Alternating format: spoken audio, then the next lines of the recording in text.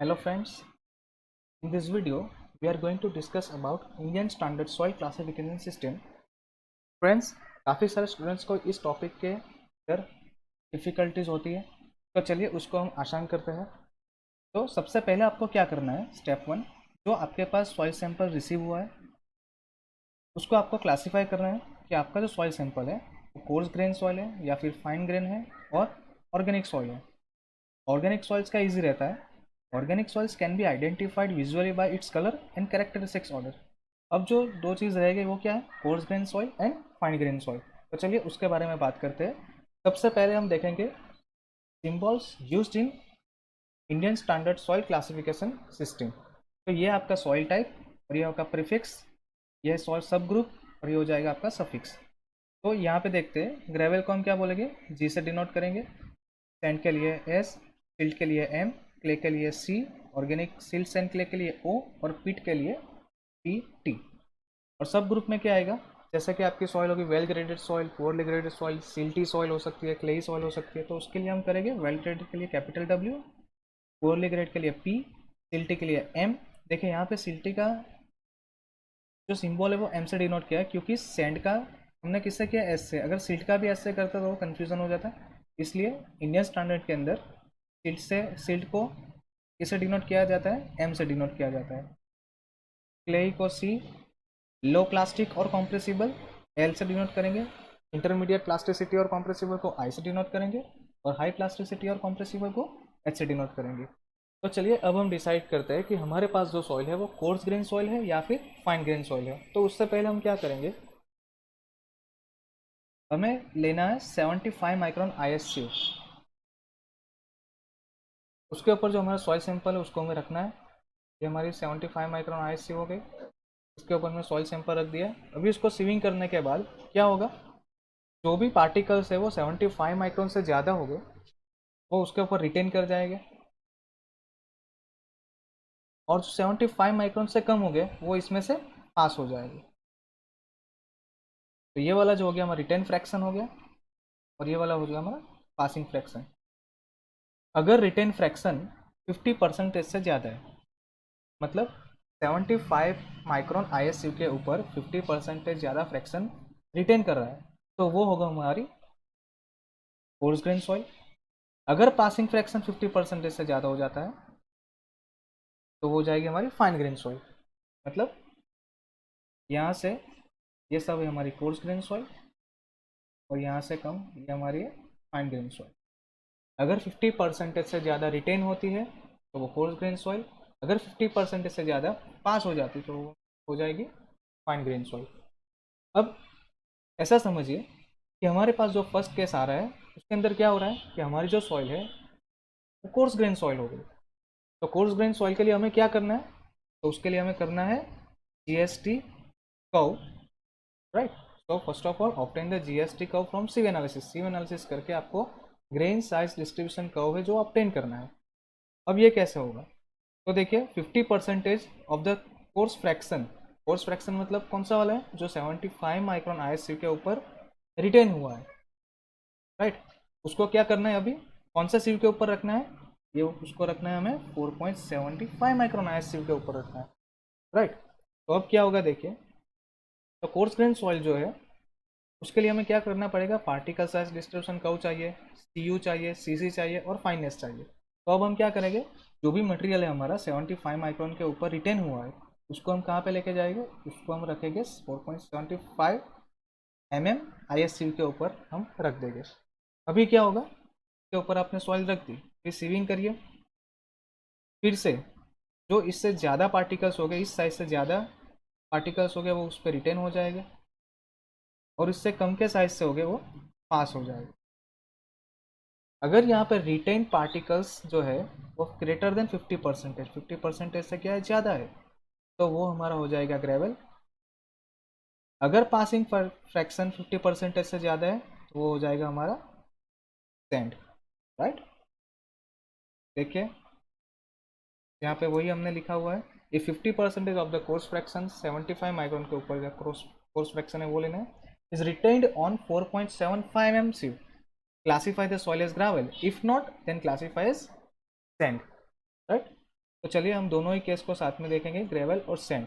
अभी ग्रेवल और सैंड के अंदर फिर से 3 केस आएंगे।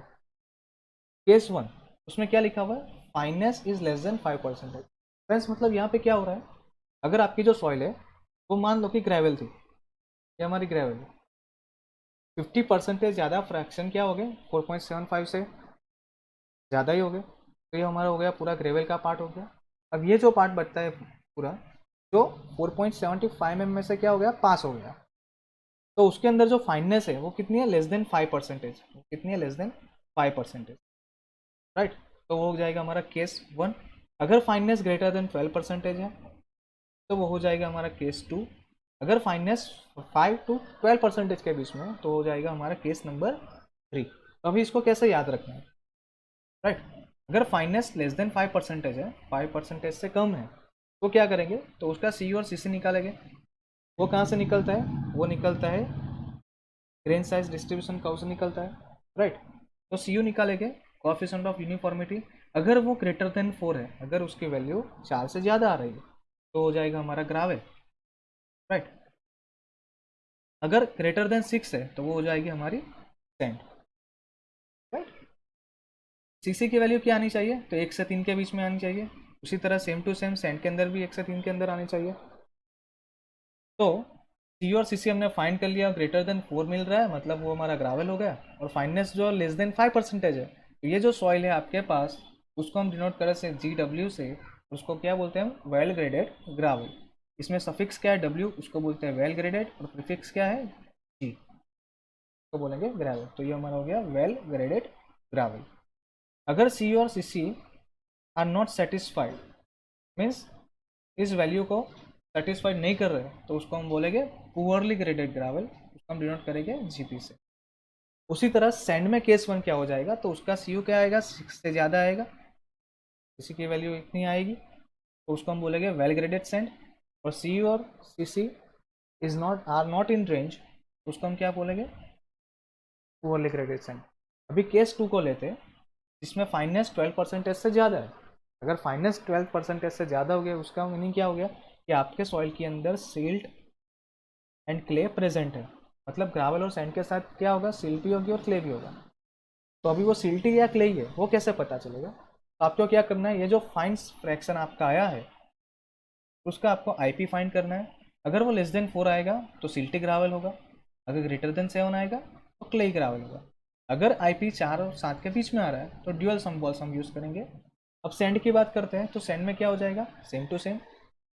सैंड है वो तो आपको पता चल गया, क्यों, वो कैसे पता चला, सैंड कैसे पता चला कि ये सैंड है, तो जो 4.75 mm 75 mm सीयू के अंदर से जो पास हो गया, उसका वेट करेंगे तो 50% से ज़्यादा है, तो वो क्या हो गया, हमारी सैंड हो गई। फिर उसका IP और IP फाइंड करेंगे, तो अगर लेस देन 4 होगी तो सिल्टी सैंड, ग्रेटर देन 7 होगी तो क्ले सैंड।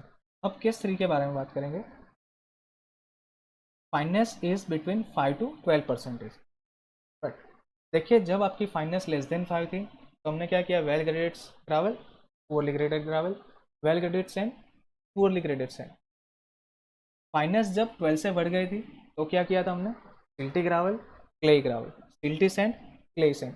लेकिन अब क्या हो रहा है कि फाइननेस जो है वो 5 और 12% के बीच में है, तो हम क्या करेंगे, तो उस सब सॉइल को हम ड्यूअल सिंबल से डिनोट करेंगे, जैसे आप यहाँ पे देख सकते हो, राइट। अगर उसका CU जो है 4 आता है, 4 से ज़्यादा आता है, तो वो क्या सॉइल क्या हो जाएगी, हमारी ग्रावल हो जाएगी। और ड्यूअल सिंबल यूज़ करना है, उसके लिए हम क्या लिखेंगे, GWGM, GWGC, राइट, GWGM। क्यों GM क्यों लिखा, क्योंकि यहाँ पे सिल्ट का जो कंटेंट है वो क्ले से ज़्यादा है। यहाँ पे हमने GC लिखा, क्ले ग्रावल है उसके साथ, क्यों, क्योंकि क्ले का कंटेंट सिल्ट से क्या होगा, ज़्यादा होगा। And if the CU and CC are not satisfied, then we will denote the soil as GPGM, GPGC। Same चीज़ हम क्या कहाँ पे करेंगे, सैंड के अंदर करेंगे। इफ़ CU इज, सॉरी यहाँ पे माफ़ कीजिएगा, CU इज ग्रेटर देन क्या आएगा, 6 आएगा। If CU is greater than 6, then SWSM, silt ज़्यादा होगा तो हम सिल्टी सैंड यहाँ पे यूज़ करेंगे। अगर क्ले ज़्यादा होगा तो क्ले सैंड यूज़ करेंगे। अब ये कैसे पता चलेगा क्ले ज़्यादा है, तो आपको आईपी ढूंढना है ना, ये आईपी से पता चल जाएगा कि क्ले ज़्यादा है, राइट। अगर ग्रेटर देन 7 आया तो क्ले लिखेंगे, लेस देन 4 आया तो सिल्ट लिखेंगे, राइट। और C U and C C are not satisfied, then you have to write down S P N S N T S C, right. तो ये हमारा हो गया पूरा टेबल जो है कोर्स ग्रेन सॉइल के लिए है। अब हम देखते हैं कि फाइन ग्रेन सॉइल अगर क्लासीफाई होता है तो उसको कैसे बताते हैं। ये हो गया हमारा फाइन ग्रेन सॉइल। तो फाइन ग्रेन सॉइल का क्लासिफिकेशन किस पे बेस्ड होता है, तो होता है लिक्विड लिमिट और प्लास्टिसिटी इंडेक्स। अगर इन शॉर्ट हम कहें तो किस पे डिपेंड रहता है, प्लास्टिसिटी चार्ट के ऊपर डिपेंडेंट रहता है। तो सबसे पहले क्या करना है, determine liquid limit and plastic limit of the soil fraction passing through 425 micron सीव and determine the plasticity index. क्या फाइंड करना है आपको, plasticity index, liquid limit and plastic limit, right. जैसे हमने बात की थी, फिर से मैं रिवीजन करवा देता हूँ आपको। सबसे पहले क्या करना है, सैंपल को 75 माइक्रोन आईएससी पर रखना है। अगर 50% ज़्यादा रिटेन हो गया तो हो गया हमारी कोर्स ग्रेन सॉइल। अगर 50% से ज़्यादा पास हो गया वो हो गई हमारी fine grain soil. Coarse grain soil का क्लासिफिकेशन हमने आगे देख लिया, अब हम किसका क्लासिफिकेशन देखेंगे, फाइन ग्रेन सॉइल। तो कोर्स ग्रेन के भी अंदर हमने क्या किया था, ग्रेवल एंड सैंड, उसको कैसे आइडेंटिफाई किया था, तो ये जो पूरा फ्रैक्शन था उसको हमने कहाँ पे रखा था, 4.75 mm आई सीव के ऊपर रखा था। तो फाइन ग्रेन सॉइल में कौन सी सीव यूज़ करनी है हमें, 425 माइक्रोन आई एस सीव यूज़ करनी है। और उसके अंदर से जो भी फ्रैक्शन पास हो जाएगा उसका हमें क्या फाइंड करना है, लिक्विड लिमिट और प्लास्टिक लिमिट। और लिक्विड लिमिट और प्लास्टिक लिमिट में से हमें क्या मिलेगा, प्लास्टिसिटी इंडेक्स, जिसको हम बोलते हैं आई पी। उसका इक्वेशन क्या है, W L minus W P. W L means liquid limit, W P means plastic limit, right. तो चलिए आगे बढ़ते हैं। ये हो गया हमारा चार्ट। तो सबसे पहले मैं आपको ये चार्ट समझाता हूँ। इस चार्ट का नाम है आई एस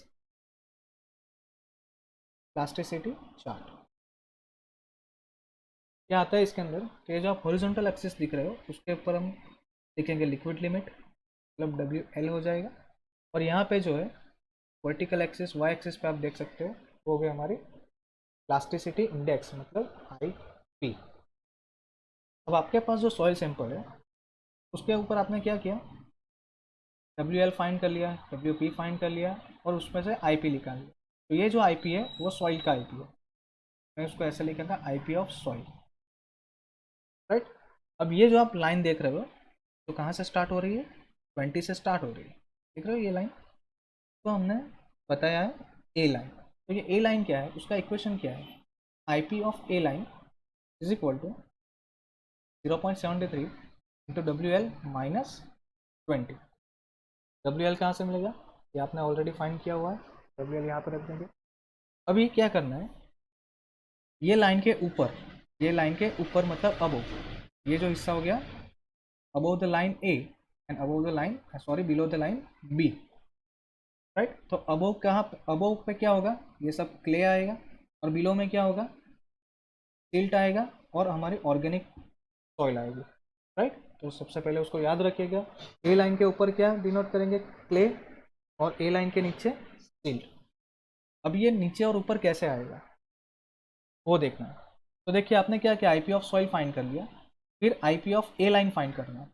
अगर IP of soil is greater then IP of A line, तो ये जो हमारा पूरा प्लॉट है वो कहाँ पे आएगा, ए लाइन के ऊपर आएगा, यहाँ पे। If the IP of soil is less than the IP of A line, तो ये जो हमारा प्लॉट आएगा पूरा कहाँ पे आएगा, ए लाइन के नीचे आएगा। तो आपको ये तो पता चल गया कि ऊपर आएगा वो क्ले होगा और नीचे आएगा वो सिल्ट होगा। अब ये सिल्ट और क्ले को हम कैसे डिनोट किया है, इसके अंदर देखिए सी एल लिखा हुआ है यहाँ पे सी आई लिखा हुआ है, यहाँ पे सी एच लिखा हुआ है, तो वो कैसे आता है। तो फ्रेंड्स आपने जो लिक्विड लिमिट फाइंड की हुई है उसकी रेंज आप देखिए, यहाँ पे 50% है, 50% आपका लिक्विड लिमिट है। उसके राइट साइड का जो भी हिस्सा है, ये जो पूरा हिस्सा है उसको हम बोलते हैं हाई कॉम्प्रेसिबल सॉइल। यहाँ पे जो आएगा वो आएगा आपका 35, तो 35 से 50, 35 to 50%, तो हम बोलते हैं इंटरमीडिएट कॉम्प्रेसिबल सॉइल। और जो लेस देन 35 है उसको हम बोलेंगे लो कॉम्प्रेसिबल सॉइल, राइट। और यहाँ पे आप देख सकते हैं आईपी की सब वैल्यू है 0, 4, 7, 10, 20, 30, 40, 50 एंड 60, राइट। तो उसका अभी क्या यूज़ है, तो अभी आपने आईपी फाइंड किया, यहाँ पे सॉइल का आईपी फाइंड कर लिया, वो समझो आपका आ गया 20, राइट। और ये हमारा आ रहा है समझो शायद जो भी कुछ वैल्यू आ रही है, तो ये जो यहाँ पे सी एल लिखा है, क्यों सी एल लिखा है, क्योंकि इसका जो वाटर कंटेंट है वो क्या आया होगा 35 से कम आया होगा, तो ये यहाँ पर एरिया पे क्या लिखा है सी एल लिखा है हमने। अगर लिक्विड लिमिट 35 से 50 की आती है तो इंटरमीडिएट कॉम्प्रेसिबल हो जाएगा, और लिक्विड लिमिट जो है वो 50 से ज़्यादा होगी तो वो क्या हो जाएगा हाई कॉम्प्रेसिबल सॉल्ट हो जाएगा। तो यहाँ पे जो सिंबल यूज होते हैं वो क्या होते हैं, C L low compressible clay, C I intermediate compressible clay, C H high compressible clay. उसी तरह से सिल्ट का भी आ जाएगा, low compressible silt, intermediate compressible silt, high compressible silt, और उसी तरह से आएगा हमारा ऑर्गेनिक सिल्ट्स एंड क्ले, तो उसको क्या बोलेंगे O L low compressible organic silts and clay, O I intermediate compressible organic silts and clay, O H high compressible organic silts and clay. और यहाँ पे जो है सिल्ट्स एंड क्ले वो क्या है, वो इनऑर्गेनिक सॉइल है, वो कौन सी है इनऑर्गेनिक। अगर उसको लिखेंगे, अगर कुछ भी नहीं लिखा हुआ है तो क्या कहेंगे हम उसको इनऑर्गेनिक, राइट। अभी आईपी जो है आपका 4 और 7 के बीच में आएगा तो क्या करना है उसको ड्यूअल सिंबल से बताना है, तो यहाँ पे हमने देखा सी एल एम एल, क्यों, क्योंकि हमारी आईपी की वैल्यू जो क्या आएगी वो 4 और 7 के बीच में आएगी, तो उसको कैसा डिनोट करना है ड्यूअल सिंबल के अंदर डिनोट करना है। तो ये हो गया हमारा फाइन ग्रेन सॉइल का क्लासिफिकेशन। तो फ्रेंड्स अगर आपको ये वीडियो अच्छी लगी हो तो प्लीज़ लाइक कीजिएगा, अपने दोस्तों के साथ शेयर कीजिए, अगर चैनल को सब्सक्राइब नहीं किया है तो प्लीज़ सब्सक्राइब कीजिए। मिलते हैं नेक्स्ट वीडियो में, गुड बाय।